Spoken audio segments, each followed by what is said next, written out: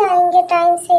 कहानी अगर जल्दी सुना दोगी तो जल्दी सो जाएंगे, नहीं तो ऐसे रात भर बैठ के तुमसे कहते रहेंगे दादी कहानी सुनाओ, दादी कहानी सुनाओ। मैं भी आ रहा हूँ कहानी सुनने, मैं भी कहानी सुन के सोऊंगा। तो फिर सुनो ध्यान से, तुम लोगों को एक अच्छी ज्ञानवर्धक कहानी सुनाती हूँ। एक गांव में एक राजा रहता था। वो राजा बहुत ही प्रतापी था। उसके राज्य में सब सुख संपन्नता वैभव था, लेकिन अब वो वृद्ध हो चुका था और उसकी जगह पर उसका बेटा राज्य करने वाला था, जो कि राजकुमार था। वो बहुत ही सुंदर था और बहुत ही वीर बहादुर और बुद्धिमान भी था, लेकिन उसे जितना योग्य वो था उतनी ही सुंदर और अच्छी योग्य रानी की भी आवश्यकता थी। जितना वो बुद्धिमान था, उसे एक बुद्धिमान पत्नी भी तो चाहिए होगी, तभी तो प्रजा सुखी रहेगी। जितना योग्य राजा होगा उतनी योग्य रानी भी रहे। तब ऐसे ही योग्य रानी की इच्छा करके राजकुमार यात्रा पर निकल गया। वो कई गांव भटका, फिर एक गांव पहुंचा जहां पर एक मिट्टी की झोपड़ी थी। मिट्टी की झोपड़ी के ऊपर घास फूस रख के झोपड़ी बनाते हैं ना, तो उस तरह की गरीबों की झोपड़ी थी वो। तो उस घर का जो मालिक था उसने राजकुमार को अतिथि के लिए उनका स्वागत किया। राजकुमार उसके यहाँ ठहरे। अब लेकिन उनके पास एक बहुत बड़ी समस्या थी। उनके घर में सिर्फ चने थे खाने के लिए, और राजकुमार का आतिथ्य सिर्फ चने खिलाकर तो करा नहीं सकते थे। अगर सिर्फ चने देते तो राजकुमार बुरा मान सकते थे। तो इसलिए अब वो बेचारा बहुत परेशान हो गया। पर मगर उसकी जो बेटी थी वो बहुत ही बुद्धिमान थी। उसने क्या किया, उसने चने को ही 5 तरह के व्यंजन बनाए।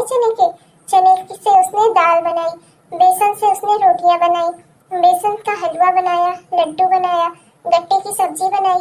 इस तरह से उसने कई प्रकार के व्यंजन खाली घर में पड़े हुए चने से बना डाले। और जब राजकुमार ने उसे देखा और उसे खाया तो उसे बहुत ही स्वादिष्ट लगे। फिर राजकुमार आश्चर्यचकित रह गया, क्योंकि राजकुमार ने देखा था कि उनके घर में सिर्फ चने हैं, और वो सोच भी रहा था कि मेरा आतिथ्य ये लोग कैसे करेंगे।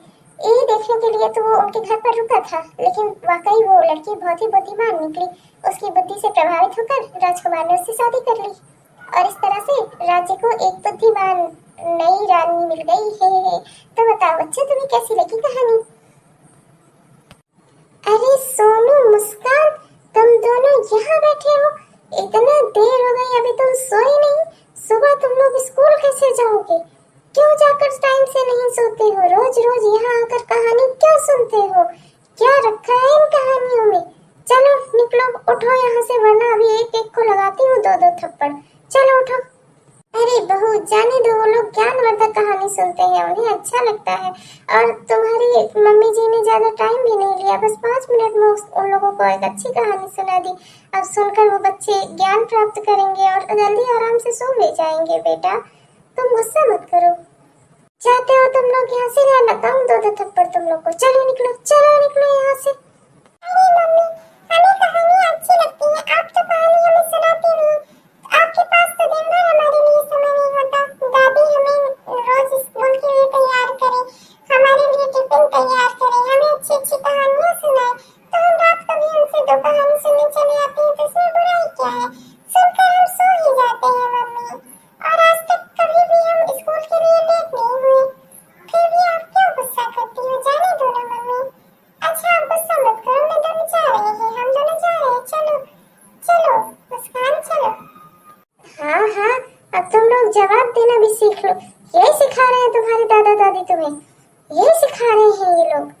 हाँ, लड़वाएंगे क्यों नहीं? सारी बहू से जो दुश्मनी है बच्चों से ही तो निकालेंगे।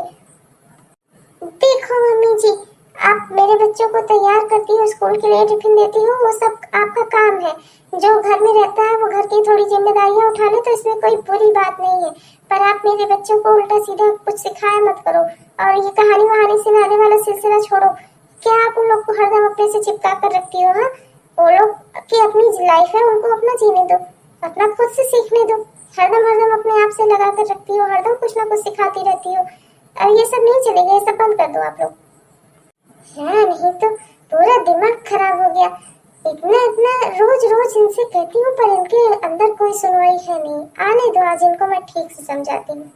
अरे क्या हुआ यार, तुम बहुत गुस्से में दिख रही हो, क्या हुआ? गुस्से में दिख रही हूँ मैं रोज मेरा दिमाग खराब होता है। तुमसे कितनी बार कहा कि अपने अम्मा बाबूजी को ले जाकर गांव वाले घर छोड़ आओ, यहाँ मत रखो शहर में, हम लोगों के बीच में, पर तुम मेरी बात सुनते नहीं हो ना। मेरा दिमाग खराब कर रखा है तो उन्होंने हरदम सोनू और मुस्कान को अपने पास बिठा कर रखते हैं, हरदम उन लोग को चिपका चिपका कर अपने करीब कर लिया है। अब वो बच्चे हरदम उनके पास चले जाते हैं। मुझे तो उनका इस घर में रहना किसी भी एंगल से बर्दाश्त नहीं होता। तुम बस एक काम करो, उन्हें इस घर से निकाल दो, ले जाओ उन्हें गाँव वाले घर छोड़कर आओ। और अगर कल तक तुमने ऐसा नहीं किया तो मैं ये घर छोड़कर चली जाऊंगी अपने दोनों बच्चों को लेकर। ये क्या कह रही हो तुम?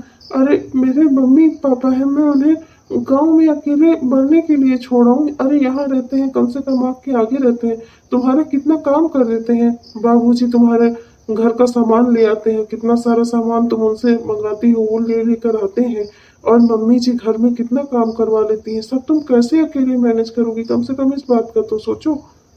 मुझे कुछ नहीं पता, तुमसे रात में जो कहा था अभी करो। तुरंत इन्हें घर से निकालो, ले जाकर गांव वाले घर छोड़ कर आओ। मुझे इनका यहाँ रहना बिल्कुल बर्दाश्त नहीं। तुम कह रहे हो या मैं बात करूँ इनसे? बाबूजी और मम्मी, चलिए आप लोगों को मैं गांव वाले घर ले चलता हूँ। वहाँ भी तो अपना ही घर है ना, जैसे यहाँ वैसे वहाँ।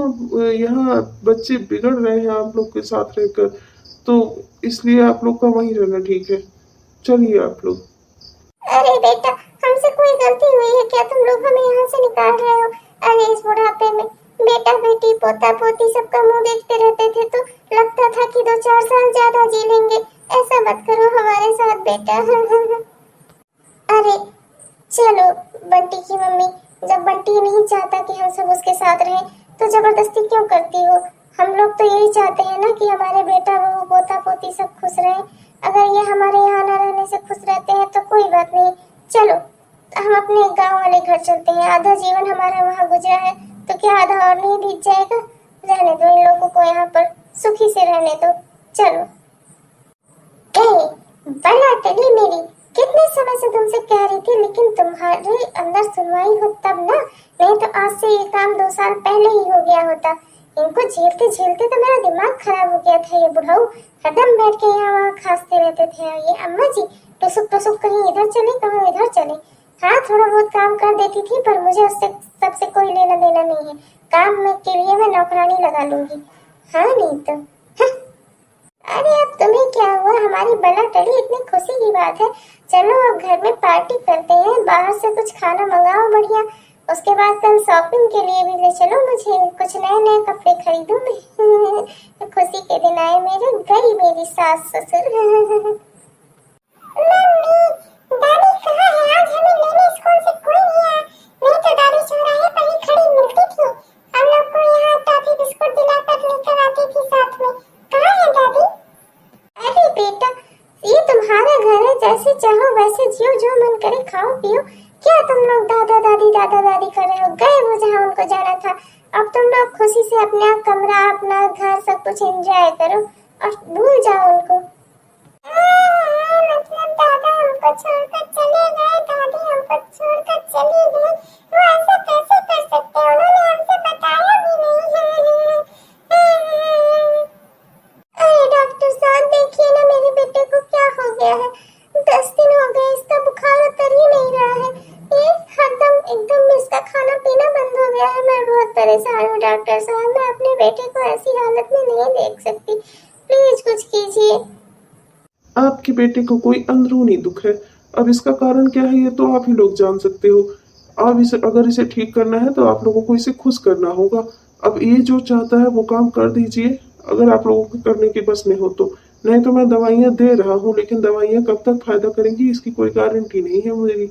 हाँ अगर आप लोग इसकी खुशी के लिए कुछ कर देते तो ये शायद जल्दी ठीक हो जाता।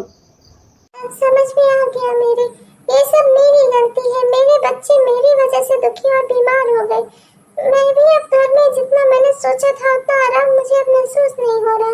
मम्मी जी रहती थी तो मेरा हाथ बटा लेती थी, नई नौकरानी भी नहीं मिली मुझको। ये सब मेरे पापों का फल है। मैंने अपने सास ससुर के साथ ऐसा किया, इसीलिए भगवान ने मेरे साथ ऐसा किया। मैंने उनसे उनकी औलाद छीनी तो आज मुझसे मेरी औलाद छीनने की नौबत आ गई। नहीं, मैं ऐसा कुछ नहीं होने दूंगी, मैं ऐसा कुछ नहीं होने दूंगी। मैं सब ठीक कर दूंगी, मैं सब ठीक कर दूंगी बेटा। चुप हो जाओ बेटा, तुम लोग अब बिल्कुल मत रो, तुम लोगों की तबीयत खराब हो जाएगी। मैंने कहा ना कि तुम्हारे दादा दादी वापस आ रहे हैं, तुम लोग आप चिंता मत करो, वो बस अभी आ रहे हैं, मेरी बात हो गई है। सुनिए सोनू के पापा, जाकर अपनी मम्मी जी और पापा जी को लेकर जल्दी घर से आइए। वो लोग मुझसे बात करने के बाद फोन से शायद अभी तक निकले नहीं, उन्हें देर हो रही है, उन्हें जल्दी लेकर आइए।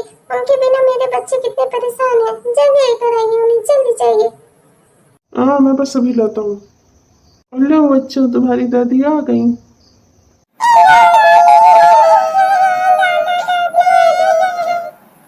मम्मी जी पापा जी मुझे माफ कर दीजिए, मेरी वजह से आप लोगों को इतना कुछ सहना पड़ा। आप लोग इतने समय से हम लोगों के साथ थे, आप लोगों ने कितना हमारी सहायता की, पैसे से, घर के कामों में आपने मेरी कितनी मदद की मम्मी जी, पैसे से आपने कितनी सहायता की बाबूजी।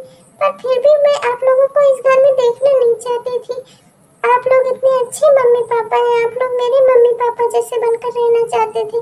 पर मैंने क्या किया, मैंने अपने पैसे रुपए के गुरूर में आकर आप लोग को इस घर से निकाल दिया। मुझे माफ कर दीजिए मम्मी जी पापा जी, मेरी वजह से मेरा बच्चा बीमार हो गया था, मेरी बेटी दिन रात रो रही थी, मेरे बेटे को अस्पताल तक ले जाना पड़ा मम्मी जी।